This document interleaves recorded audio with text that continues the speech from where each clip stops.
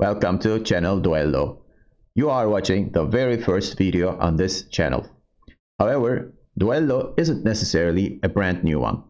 I have been running Turkish version of this channel for about a year, and I was uploading English language content over there from time to time. But I thought the multi-language thing wasn't working out as I expected, so I made a decision and created this sub-channel for English videos only. So I hope you guys enjoy it. Okay, let's get started. The video you are watching right now is a Gwent defense guide. What is a defense guide? Well, in this video series, I will be making suggestions or creating sort of guides to play against popular meta decks in Gwent.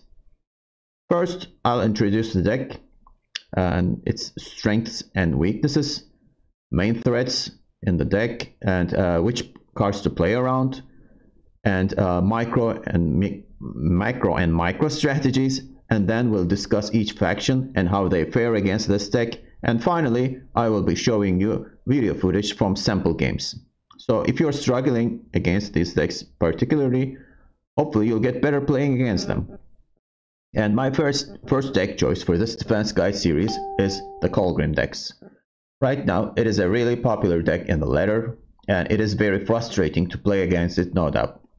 Because this particular deck clogs your own deck and with absolute garbage cards and prevents you from drawing and playing your good cards, which is really frustrating. Let's start with knowing our enemy.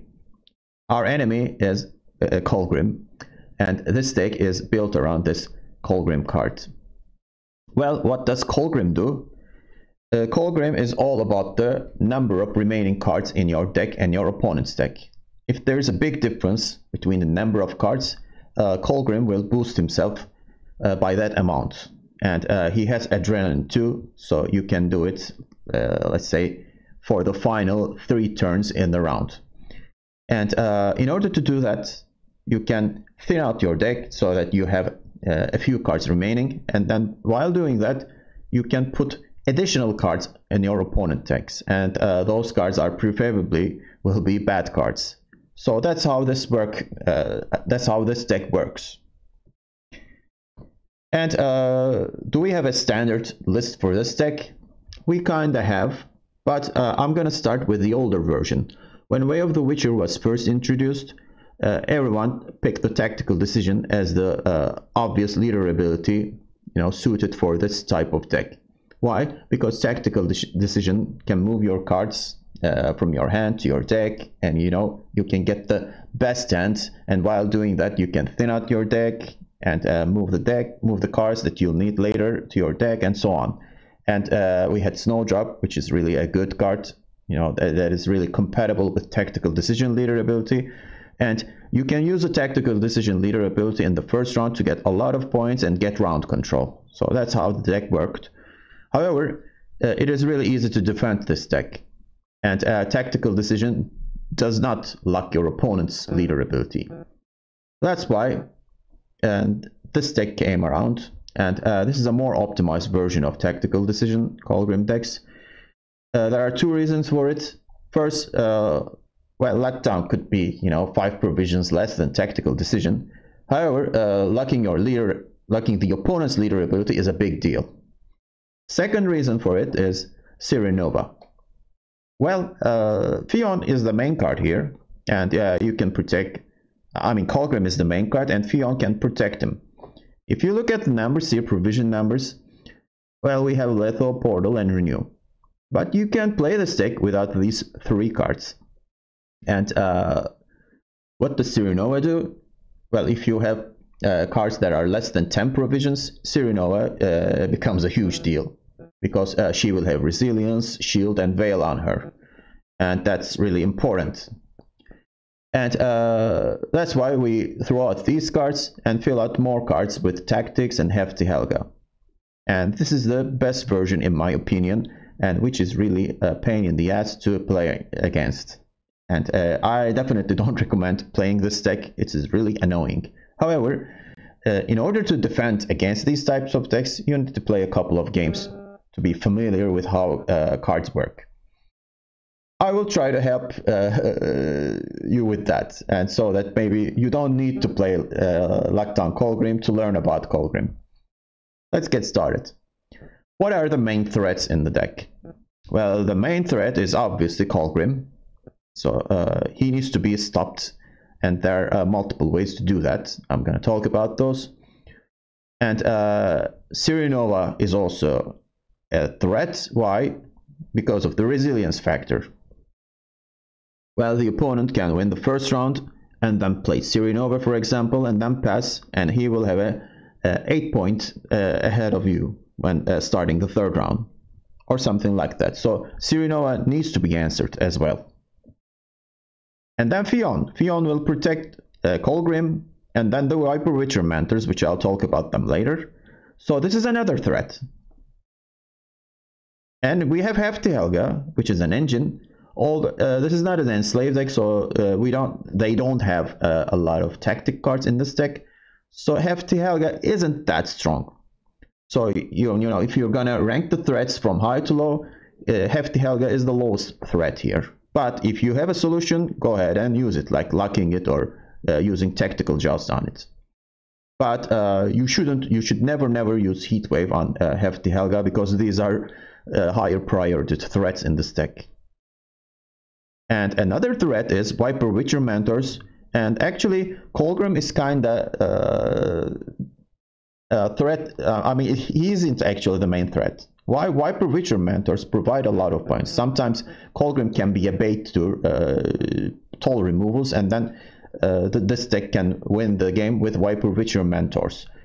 What do Viper Witcher Mentors? Well, they do random stuff. But with this deck, you can decrease randomness. First of all, Viper Witcher Mentors got buffed for some odd reason, and CD Projekt Red kind of admitted they did it wrong and they didn't have time to correct it. So if you're watching this in February, you're going to play this card with Adrenaline 3 on it. So with Adrenaline 3, which means that you have 3 more cards in your hand, when you play Viper Witcher Mentor, the power will change, and then the power will be the highest provision card in your opponent's deck. So there has to be some, good cards left in the deck. But this deck is totally built around that, so it's really difficult to, draw all your gold cards. There will be some high provision gold cards left in the deck. So Viper Witcher Mentors will play for a lot of points. And for some reason, you can play Viper Witcher Mentors before Adrenaline 3, but you need to be really, really lucky to hit some, good points. So you put 2 of them, right? So there will be 2 more threats, but wrong. You have more options. You can play more Viper Witcher Mentors than expected. For example, this location card. You can play a 3rd Viper Witcher Mentor. And you have other options if necessary, but Mentors are the best choice here to play with location card. And then you have Artorius Vigo. And Vigo can summon another Viper Witcher Mentor, because you only have 3 bronzes in the deck, which are Viper Witcher Mentors, Viper Witcher, and Hunting Packs. And so this is not a random generation. You're always gonna select the cards you need. That's why this deck is so strong. So Vigo is really an important part of this deck, and you cannot play around Vigo. So if you count it, you have 2 Mentors, 1 coming from the location and 1 coming from Vigo. So it is possible to play 4 Mentors. And suppose the opponent has a scenario card in the deck, like the Mentor can play for 14, 15, 13 points. And you're gonna, and you have the option to play him for 4 times in the game. That's huge. That's a lot of points. So these Mentors can bring more points, even more points than Kolgrim. So as I said, Kolgrim is kind of bait in the deck. So you need to be really mindful of Viper Witcher Mentors. So how many toll punishes can you fit in a deck, to battle all of these threats? Just as I mentioned, we had Sirinova, Kolgrim, And Fion is really important. You should, try to find a way to get through him. And it turns out this deck is really dangerous. So while you're building your deck, you always need to be thinking about how can I beat Kolgrim decks. So you need to have some answers to battle with the deck. So the threat is real, and this is not a meme deck at all. Let's talk about the other features of the deck. The clogging feature. Well, what do we mean by clogging? It means that putting bad cards on the top of their opponent deck. So when opponent draws the new cards, he's gonna get a lot of bad cards, and he won't be able to get a hold of his good gold cards. So Cynthia is a really good example of clogging. Cynthia will put a 3-powered golem, which is a crap card, on opponent's deck, on the top of opponent's deck. So here's number 1, clogging.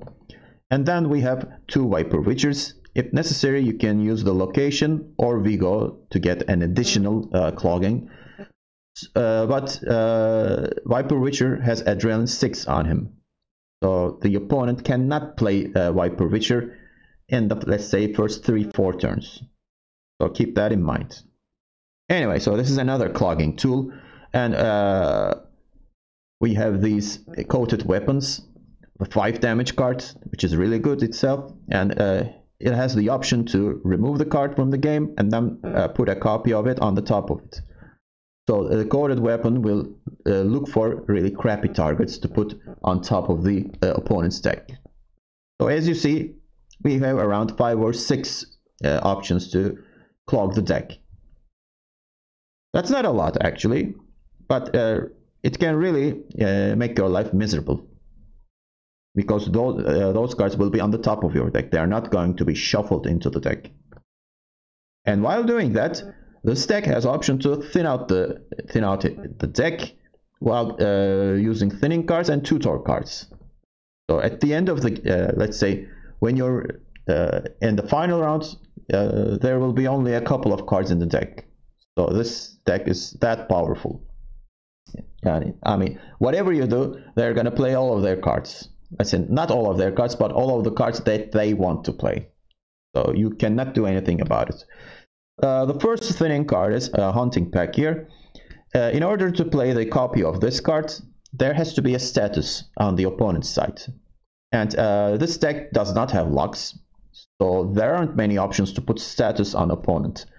And we have Viper Witchers, so they can put bleeding on one of the cards, and then they can play the hunting pack. They also can play Roderick. Since Roderick is a spy, there will be a spy with status, so that following the Roderick play, the opponent can play hunting packs. So there are a couple of options, but if you have the power to do that, you can somehow, let's say, keep the opponent from playing the pack by, not putting any cards with status on them, like Veil, Defender, Doomed, that kind of stuff. And Vigo is also a, let's say, tutor card. This is not a thinning card, so he can, let's say, play one of the crucial cards that you're looking for. And we have those 2 thinning cards, which are Roach and Knickers. They will thin out the deck, and there will be less cards in your deck, which will really help with Kolgrim and the Mentors. And we have Mano. Mano will look for a tactic card. We have not plenty, but a moderate amount of tactic cards, and especially coated weapons, and this War Council card is also another tutor, so tutor into tutor, and you're going to play a lot of cards, and then the deck will be thinning itself. And then we have Roderick, and Roderick is normally a really important card. I mean, the Nilfgaard player will preferably use it in the final round, but this deck is different, so the opponent will never hesitate to play Roderick, especially if they have hunting pack in their hand. So there will be some, crappy gold cards, so Roderick will find a suitable target. And then there are a couple of removal cards, which are coated weapons and Tourney Joust. Well, you should play around them as well. So while you're playing your cards, keep that in mind that the opponent has a 4 damage and 5 damage removal. So be mindful when you're playing your engines. And they will have 2 coated weapons, and this is guaranteed information. And usually they have 2 turn adjusts, but in some cases they could only have 1. So you should count how many of these tactic cards opponents used so far. And after that, we need to talk about the macro strategy here. And what will be your overall strategy? Well, the objective is try to winning round 1 without giving them a chance to clog your deck. It is really hard to do that. And you should have more gold cards than your bronze cards in your hand, in your starting hand. And at least if you're gonna give them targets, they should be, let's say, targets that the opponent does not want to put on your top of the deck. So first round is really important, and that really manipulates the outcome of the game. Depending your deck and hand bleed or dry pass. So if for some reason you won the first round, you have round control. It is really depending on your deck and hand. So it could be sometimes risky to bleed because the opponent can have Sirinova to answer to your bleed. But it is usually a good idea to bleed out Kolgrim and Mentors. But as I said, this is not a, let's say, must. You can have the option to pass, and sometimes passing is good because if you keep on playing, the opponent will putting crap cards on the top of your deck. So you can bleed your opponent, but in the end you can lose the game, the final round. So it is a risky decision. And if your starting hand isn't good enough to win round 1, the ideal strategy could be like playing no unit type of thing, like throwing spells on the opponent's cards and then pass to defend the bleed. So if you have good cards remaining for the second round, the opponent will for sure try to bleed you and maybe try to 2-0 you. If you have the cards necessary to defend, then don't play them in the first round and save them for the second round. If you defend the bleed and then maybe end up with more cards in your hand than the opponent, then you can maybe win the final round, especially if you have the answers remaining in the final round. So the micro strategy is, let's say, more detailed play, like be selective in playing bronzes in the first round. If you play a good bronze card, the opponent will hesitate to play coated weapon on it because you're gonna draw it again. Well, it is a bronze card, but if it's a really good bronze card, the opponent will hesitate. And if they're let's say thinning cards and you have the option to draw them, the opponent again will hesitate playing coated weapons or Viper Witchers on them. If you have a defender in your deck and if you draw it in the first turn, I would recommend playing it right away, because the deck has no way to deal with the defender. Play your defender and then play your bronzes next to your defendant, because they are going to be untouchable. Well, they have coated weapons, tourney joust, and they can use them on the defender, but they're gonna, let's say, use coated weapons for no reason. So they won't be able to clog your deck, and then you will have victory. And reserve your answer cards for Kolgrim and especially Fion, because Fion is a tough card to deal with, and using Purify is the best option for Fion. But they also have Sirinova, so the Purify option could also be used for Sirinova if you have another solution for Fion. So knowing your deck and let's say planning ahead, and you're gonna say I'm gonna use this card for Fion and then I'm gonna use this card for Kolgrim. So so don't use those cards earlier than expected. That could cost you losing the game. What I talked about was mostly about the Sirinova lockdown deck, but for non-Nova decks, or the decks that are using tactical decision, and there could be decks that use leader ability like Enslave or Double Cross. So, but tactical decision I think is best suited for those type of decks. They're gonna use Letho to copy Kolgrim, so keep that in mind. And but still, Kolgrim is your main focus. Remove him before Letho copies him. You know, if you think like, okay, I can heatwave it later. Well, or maybe you can use Yrden on him. You plan to use Yrden on Kolgrim, so you're waiting for it. But Letho is on the way, so Letho can be, you know, put on another rose, and then your Yrden may not be as effective as you think. So keep that in mind. If you have an option to heatwave Kolgrim, just do it immediately. And don't forget that they can play Fionn or Kolgrim with Renew. And especially renewing Fionn is really bad. You know, let's say heatwave, no, not heatwave, but let's say you use some sort of damage thing to destroy Fionn. Renew will put Fionn on the board back, and you'll probably will not have another option to remove him. That's why purifying Fionn is the best move.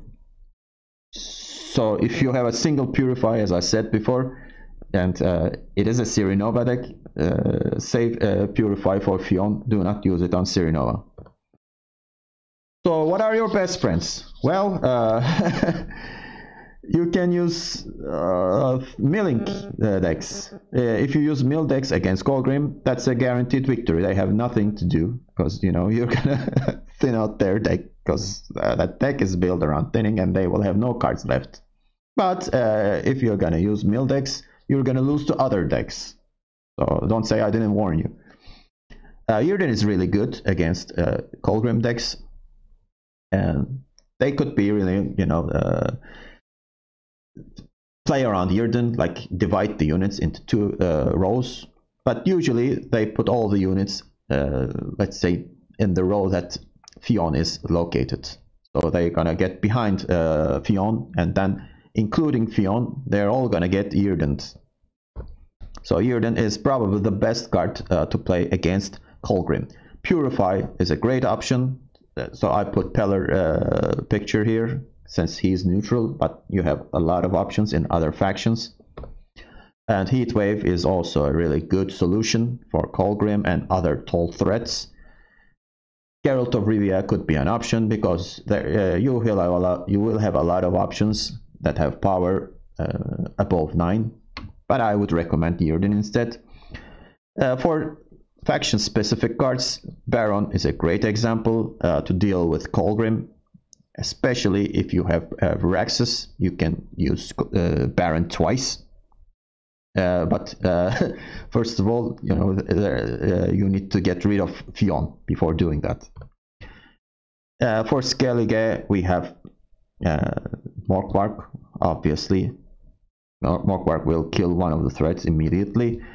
Yennefer's Invocation for Nilfgaard, that's again a good option. You can invoke, let's say, Fionn, and then maybe poison Kolgrim or lock him. And as a neutral toll removal card, Curse of Corruption is against great. You know, as a last card, you can get rid of Kolgrim.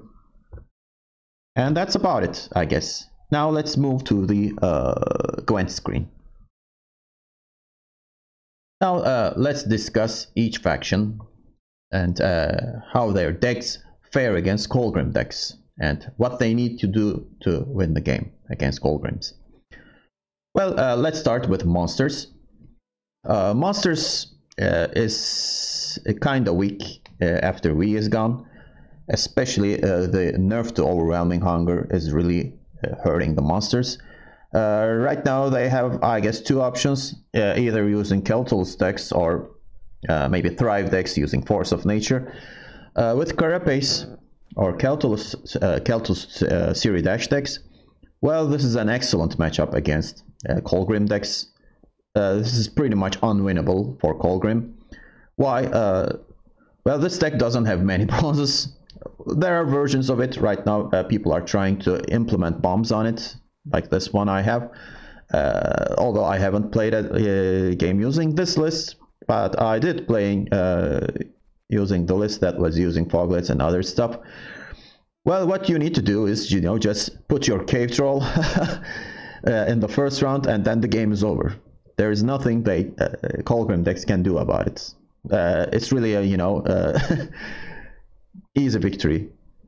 And you have toll removal options in Heatwave and Imler's Wrath, and then you have Keltulus to get rid of other threats, and this is really an easy matchup, no doubt about it. For Force of Nature, the Thrive decks, let's take a look at a list here. And I don't have an, let's say, ideal list here. This is using Wild Hunt cards, but I would recommend using non-devotion Force of Nature lists.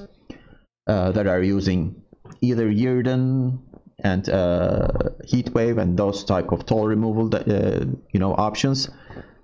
You may have a chance if you really drew well, but this deck could struggle against it. I mean, especially without Yrden, it's really hard to win that matchup. Still, the strategies that I recommended earlier is applicable to any kind of decks here, so Force of Nature is no exception, and you should be really selective in playing your bronze cards.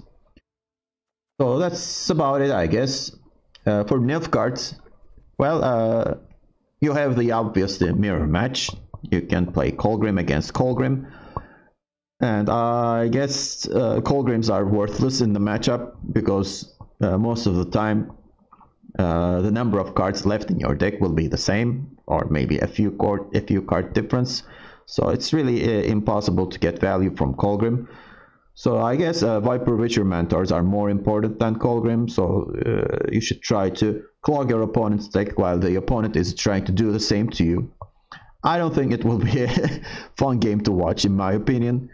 Anyway, so I guess the player, who used valuable resources less than the other one in the first round or something like that will be favored to win. So I don't have a specific strategy for that. For Masquerade Ball decks, and let's say such as this lockdown version, most of the Masquerade Ball decks do not have Defender. But they have Purifies, like they're using Cupbearers and sometimes Imperial Diviners, and they have Invocation. So they have the answer to Fion, and then they can follow it up with Poisons, Masquerade Ball, and so on. But in order to do that, their decks should not be clogged, and it's not easy to do that. Again, first round is really important. They can, either pass early and then defend the bleed. And they have if they have a really good hand with Brathens, Ramon, they can try to win first round. And Brathens is really important. You can copy the Viper Witchers or Viper Witcher Mantos and try to beat your opponent with the same tactic. So that's an option. And maybe reserve a Cavalry for Kolgrim, to lock the Kolgrim. That could be an option. But also keep in mind that they won't have any toll removals, and they don't have answer to your Masquerade Ball.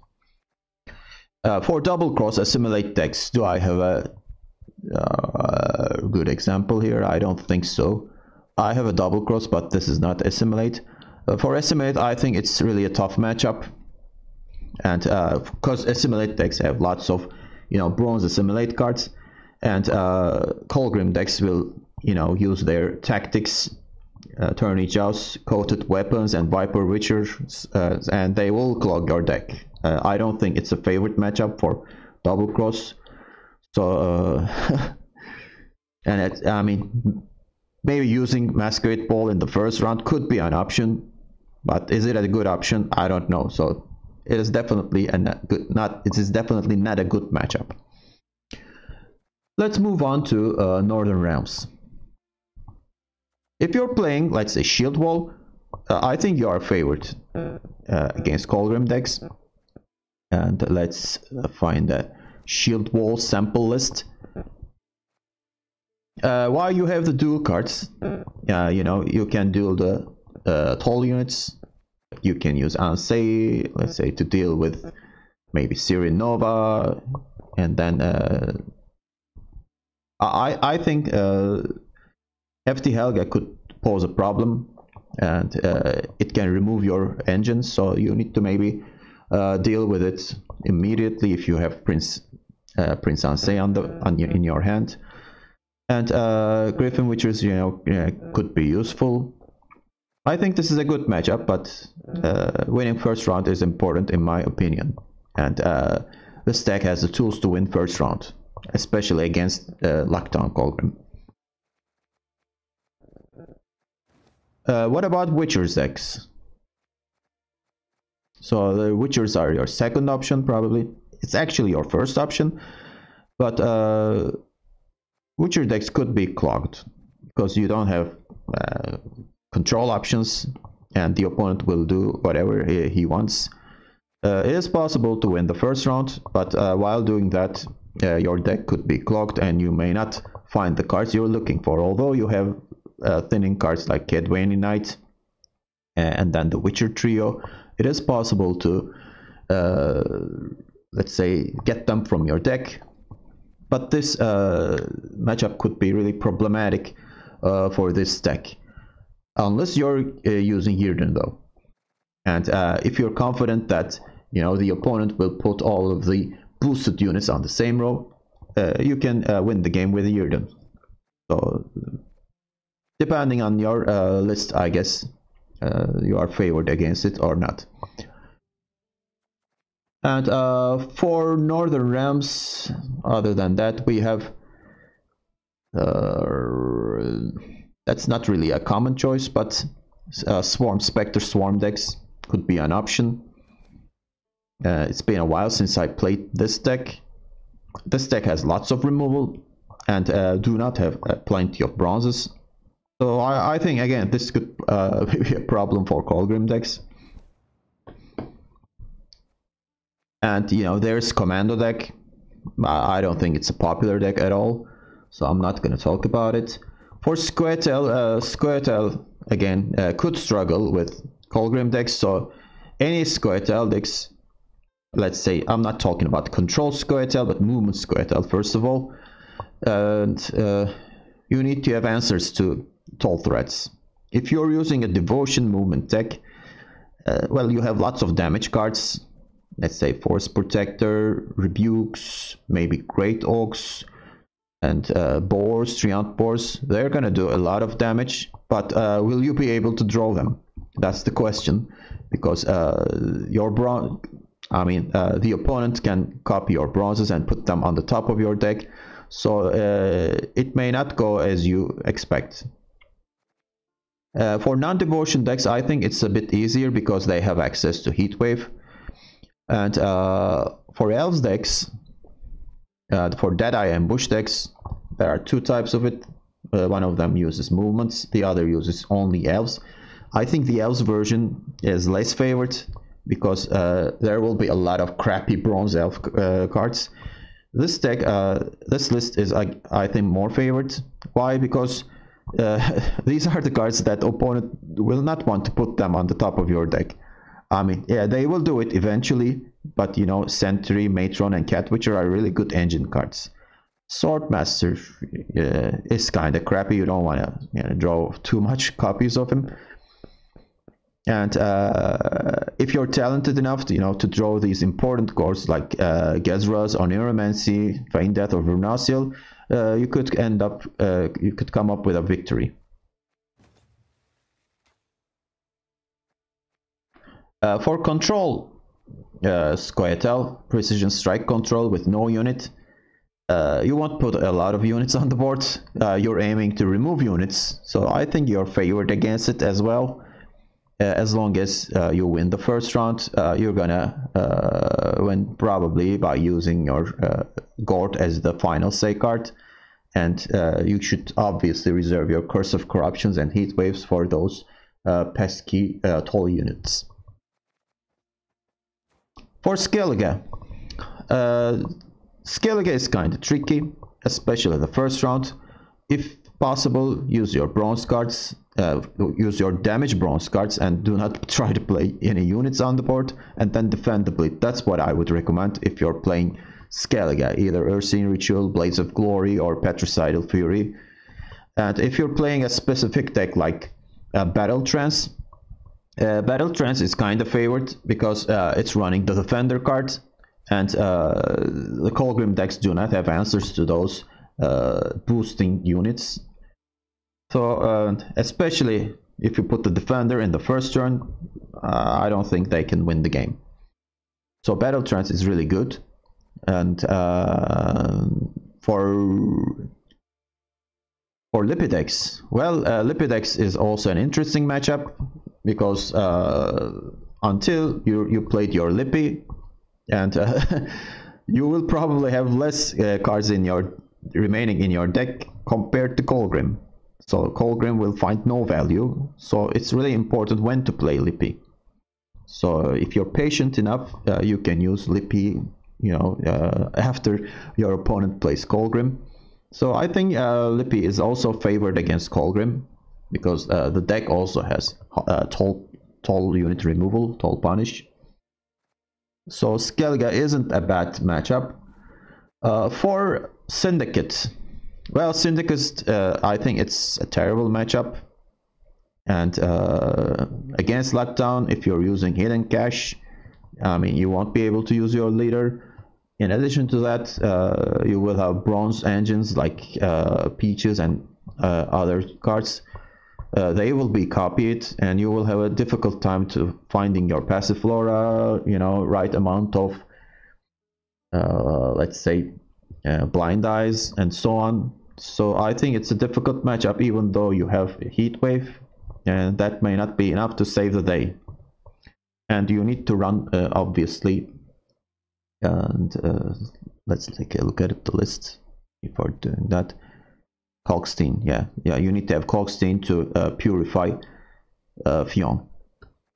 For Congregation, well, Congregation is a devotion deck. It's not running Kalkstein or Heatwave or any kind of toll removal. Well, you can get a lot of points with Fallen Knights because they will be unanswered, obviously, but the maximum points for Kolgrim is, I think, more than Congregation decks. So, and you have no way to deal with Fionn as well, so I don't think it's a good matchup. Congregate isn't a good matchup at all. So Syndicate is right now not the best faction to play anyway. So that's about it, I guess, talking about the factions. Now we'll move to a couple of games from the past that I played. I recorded, some of the important moments. So hopefully they will be helpful when you're playing against Kolgrim decks. And see you at the end of the video. Okay, let's start with how you should play your first round against Kolgrim decks. And the sample I have is from last month. I was playing a Blaze of Glory Skellige deck, and the Kolgrim Lockdown Nova version wasn't available yet when I was playing this. So this is against the old version of it, the Tactical Decision one. But still, the, let's say, objective is the same. Avoid getting your decks clogged. And I'm only going to show you the first round. Okay, so this is the hand I have, and I'm playing on red coin, which is really good, obviously. And I have a lot of golds, but Herald is kind of unplayable in the first round, but it's good to have him in the deck, in your hand. And having Birne is pretty good. I can, discard a card. And I didn't get another draw because the hand looks okay. And the opponent plays Portal. And the Tactical Decision runs Portal. I don't want to play bronze cards much this round, so that Infiltrator card is a really good target for, Guiding Slash, so I used it without hesitation. Tactical Decision has a moderate amount of proactive plays, so that's one of them. Viper Witcher Adapt. And Adapt is also another threat, but it is not worth, using Vabjorn to get Guiding Slash, because I need Vabjorn to draw my obviously the raid card, the tutor. So I'm gonna go ahead and play Uncrate Raiders, and this will obviously get coded weapons, but Uncrate Raider is a pretty good bronze card, so I don't mind drawing him again. And as expected, coded weapons is used because the opponent can't use Viper Witcher yet. The Adrenaline 6 will be in the next turn. And the opponent keeps putting points on the board because of the thinning cards. Now I can find my Blood Eagle.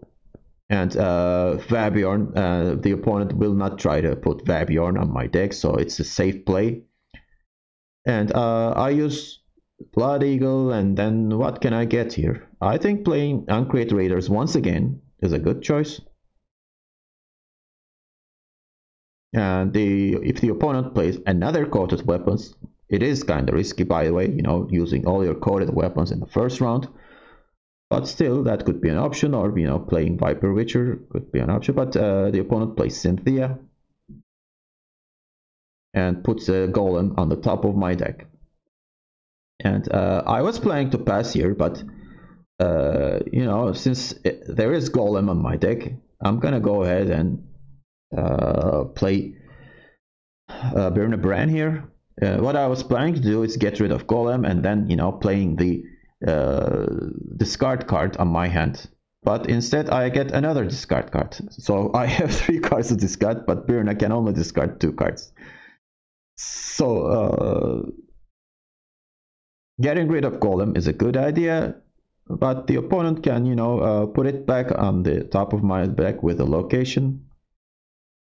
So the first choice is obvious, the Tursak Invader guys. And I selected the other card as well. I wanted to put a lot of points and put some pressure on my opponent. So instead I kept the Golem for, you know, getting rid of him during the mulligan phase. And the opponent uses the Musical Lady. And then proceeds to use the leader as well. This is an excellent pass for me. Thanks to the leader drawing cards. Snowflake is getting boosted. Snowdrop, I'm sorry, not Snowflake. So all of a sudden my opponent is 23 points ahead of me. So this is a no-brainer. It's a good pass. There's no point in for me, you know, keep playing. But if I keep playing, my opponent will keep playing because they wouldn't want me to get round control. But still, the remaining cards are good. I don't want to play Golem because the opponent can put it back with Viper Witcher. So it's best to get rid of Golem by using natural means, which is mulliganing. So that's how the first round went. I don't want to show you the rest of the game because the video will be too long. The opponent tried to bleed me, but I had the answers to it. So I proceeded to win the game, and especially the leader ability for Blaze of Glory came through in removing Fionn. So that's the summary of it. Now I'm going to show you another game.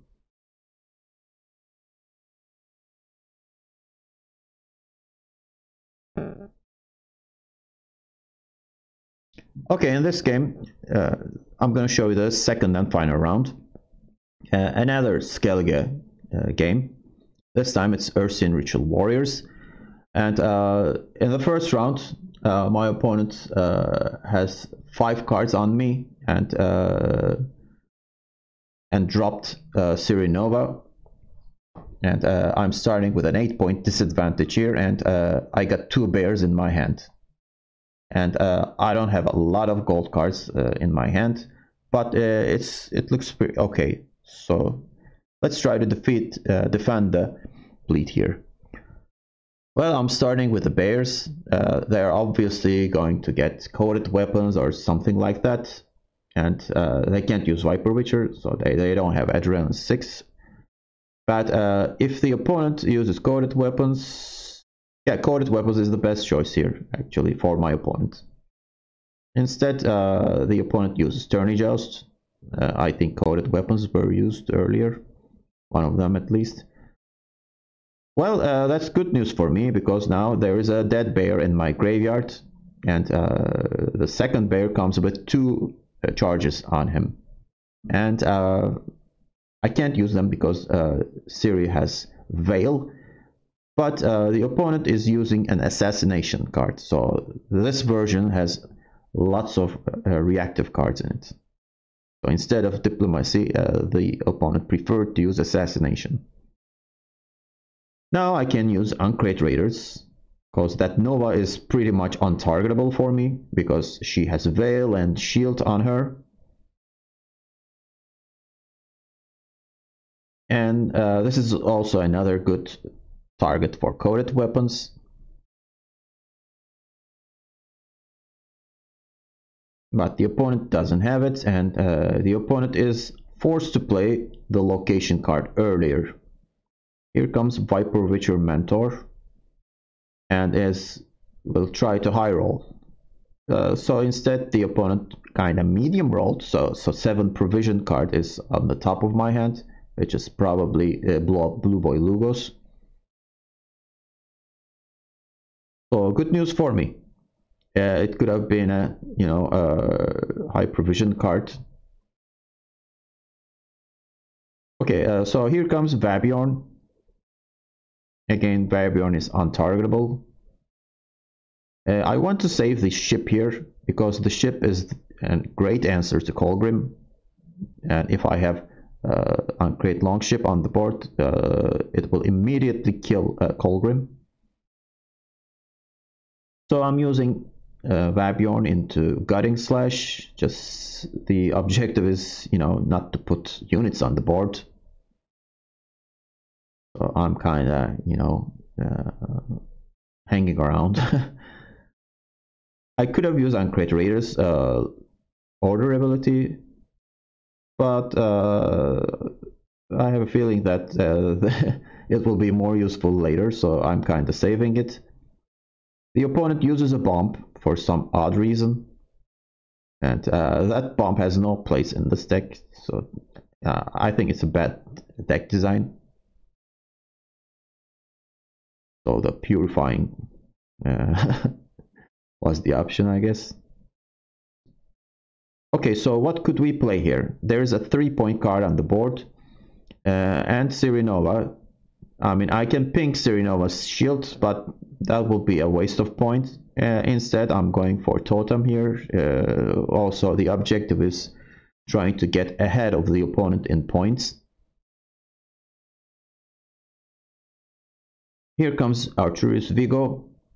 Now, Viper Witcher Mentor will hit the highest provision card because of the Adrenaline 3. And which is an 11 provision card. So with each mentor, the opponent will hit 11 points. I'm clicking on the totem, guys. I still have 2 damage on the Uncrate Raider, but now I have Adrenaline 4, which means that I can go for Bear Witcher. I'm gonna go ahead and use it on Vigo, just in case the Assimilate is triggered. I don't want additional points on him. So that was the best choice. This is a tie right now, but I want to keep ahead of my opponent, so I think it's a good time to use the order ability. And here comes Kolgrim, earlier than expected. If I knew that my opponent was going to play, Kolgrim, I could have gone for the ship. But, the opponent could have saved Kolgrim for the final round if I did that. So the ship is kind of useless right now, and Kolgrim will get bigger with each round. Hopefully there is only 5 cards difference, but unfortunately I don't have 6 damage. So I'm gonna go ahead and use the ship. It's useless anyway, and I have the option to Blood Eagle into something good, because as you see, there is a 1 powered card here.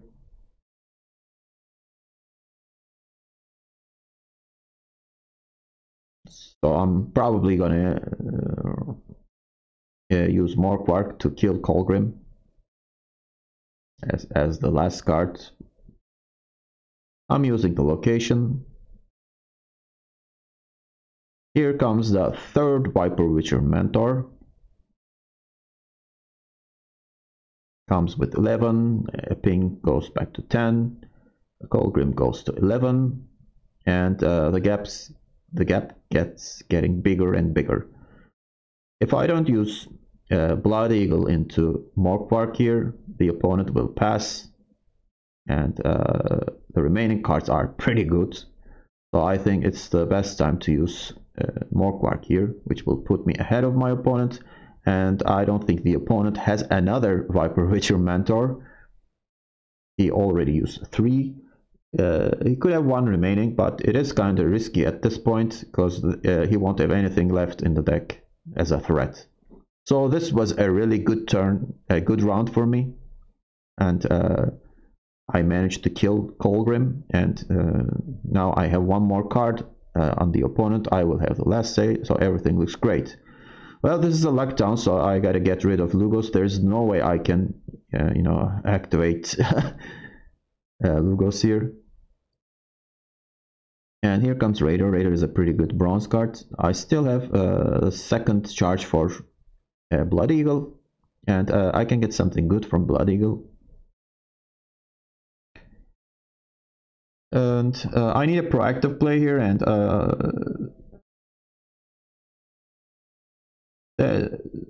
I think Herald is really a good option. And while using that, I'm gonna get a random ping, which won't be a random. That's gonna get rid of that shield finally for me.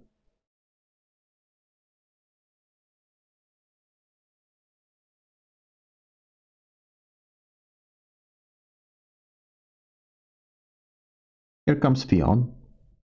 It will be really difficult for me to get through Fionn, but fortunately there will only be Viper Witcher Mentor, so the points may not be enough. But still, that 4 armor is kinda annoying. I'm using Skirtle to hit 5 damage on Fionn. I'm not using the order ability again, and because on Crate Raiders can hit my units as well. Why am I saying that? I can play series. Play series and then activate the Shield Maiden. And you're gonna see how it's done here. Here comes Viper Witcher. Obviously the opponent does not have any good cards left because he used them all. Here comes the second Raider. Now I'm looking for a Blood Eagle Death Blow on Viper Witcher Mentor. Well, not Mentor, but Fionn. Here comes the final Mentor with 11 provisions once again. Now I can use Gutting Slash on Fionn. And saving the Blood Eagle. I need one of the charges here to activate Shield Maidens. Here comes Menno. It looks like Menno will get rid of one of the raiders here. So it's good that I didn't use the charges here, neither of these charges. Coded weapons. And I need 9 points, which I comfortably have it. And thanks to the death blow, here comes Sirius, and then I can ping my own Shield Maiden with Raider and then get the win. But even if I didn't have that charge, the points will be more than my opponent's. But still, that could be an option if you're playing against Lockdown. Do not forget about that. So coincidentally, both games were against Skellige, but I think Skellige is a good, let's say, sample to how to play against Kolgrim. And I didn't have any footage from the other factions. At the moment I'm recording this video, the deck kinda lost its popularity, especially in Pro Rank, But I'm hearing that let's say in rank 3-1, Kolgrim is still really popular, and they could be causing a lot of headaches for many players, and hopefully CD Projekt Red will do something about it, because it's really not fun to play against. And my objective here was, to play against it so that they won't be as much problem as you think it is for you. And hopefully I was helpful, and hopefully you liked this video. So if you liked it, please hit the like button, and I will keep posting regular videos on this channel, so you're gonna see a lot more videos compared to Turkish version of this channel, because this will be English only. So hopefully we'll see you again on channel duello. Okay, thank you for watching, and bye bye. Don't forget to subscribe to my channel as well.